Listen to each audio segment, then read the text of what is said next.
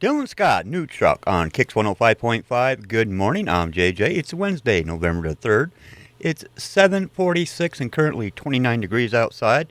And as we do every Wednesday, we have Mike Barrett from the Barrett Insurance Company. Good morning, Mike. Good morning. I'm wondering if Dylan still has his My Girl. Wasn't he the guy that did the song My Girl, that guy that did the new truck? My Girl. I wonder if My Girl approved the new truck purchase. We'll have to check on that. I don't know. So what are we talking about today? Well, it's cold. So it is the season for warmth, right? Keeping yourself warm and safe inside. And on top of that, this weekend, we've got the clock change. So, Yes. the commonality with clock change, especially if you're in fire safety, is you're advising people to check the batteries, change the batteries in their smoke and CO2 detectors to make sure you're ready, make sure you get adequate protection for all the new heating devices that are going to be turned on in your house for the season. So I thought now would be a good time to talk about that because, there's been so many innovations with those devices over the years that if you haven't changed one in a while, you might be pleasantly surprised at what's available on the market these days. Yeah, well, you got all kinds of new stuff. They got solar-powered stuff. Oh, yeah. It's All incredible over. what's available. So, of course, if you have regular old battery smoke detectors, make sure you change the batteries. But when you're changing the batteries, I tell people this all the time, check the back. Take the device, look at the back. A lot of them will have imprinted on it when it was made. And they don't have a forever life expectancy. So, if it's 4, 5, 6, 7 or more years old, change it. It's probably past its prime. Not necessarily a guarantee, but we're talking about mitigation. We're talking about fire safety. Don't take that chance and go out and replace it. So on the market these days, there's some pretty awesome ones. But let's talk about the hardwired, too. Hardwired ones also have a battery backup.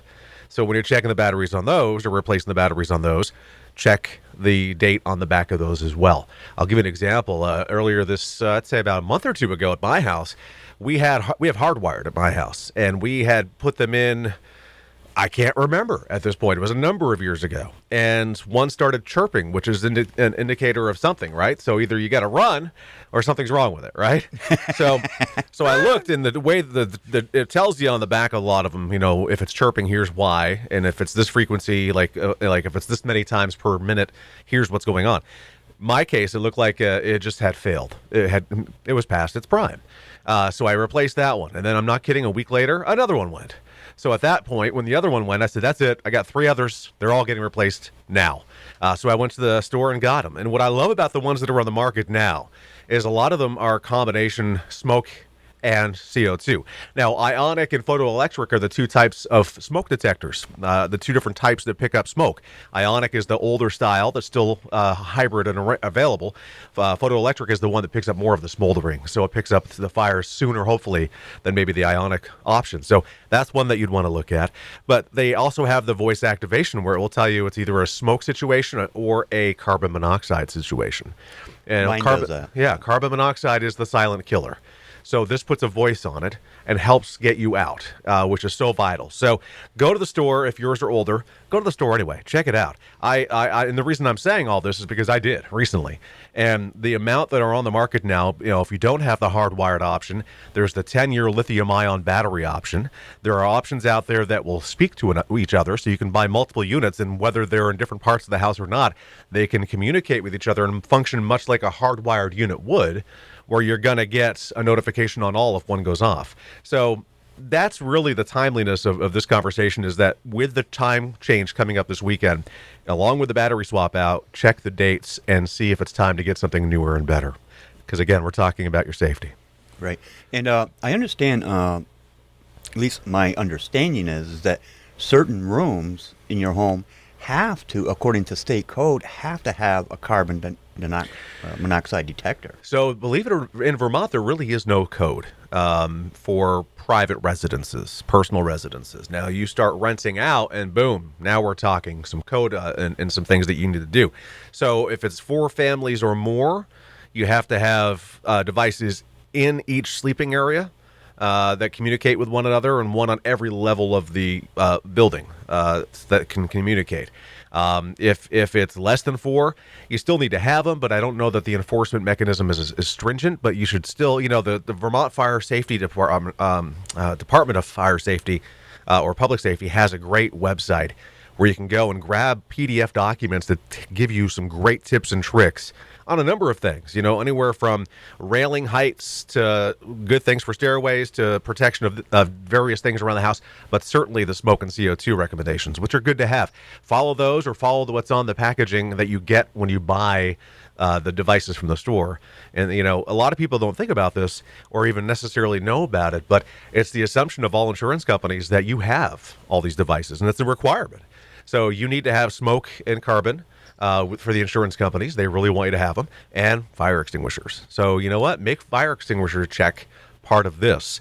Go see and make sure it's charged. Make sure if it's, mine I just replaced a few years ago because the other one was so darn old I didn't know what to do with it. So I just didn't feel comfortable, so I swapped out with a newer one. So it's all about just protecting yourself. And just take it out in the backyard and give it a go. Give it a go. See if she works. So as far as talking about fire extinguishers and faulty or out-of-date fire or smoke detectors or carbon monoxide detectors, if a homeowner is negligent and hasn't checked those and updated them, and something happens, a fire or something else, and it's determined that they were negligent and those items were not properly updated, will that affect their insurance? So there's a difference there. So if, God forbid, something happened, a loss occurred, and it was just your family and nobody else, by definition, your family is named insured. They're not named insured, but they're insured by the policy.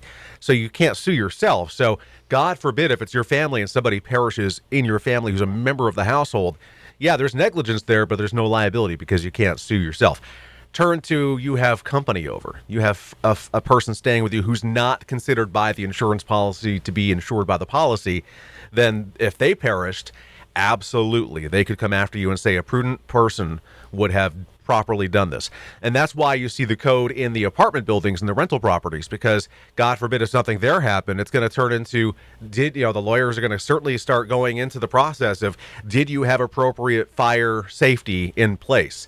For multiple levels, did you have appropriate points of egress from the second and third levels?